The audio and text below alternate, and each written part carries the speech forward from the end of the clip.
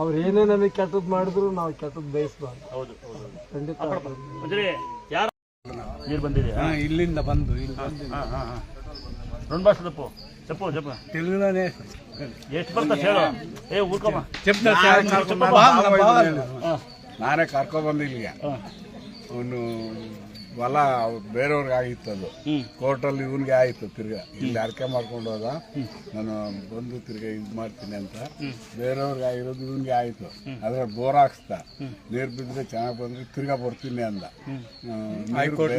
ಹೈಕೋರ್ಟ್ನಲ್ಲಿ ಎಲ್ಲ ಆಯಿತು. ಇವಾಗ ಅವ್ರ ಹೆಂಗಸರಿಗೆ ಸ್ವಲ್ಪ ಇಲ್ಲಿ ನೋವಿದೆ, ಅದಕ್ಕೆ ಬಂದವನು. ಕಾಡ್ರಿ ನೀವು ಕೆಲಸ ಇದೆ ಏನು ತಲೆ ಸುತ್ತ ಬರೋದು ಆಯ್ತು.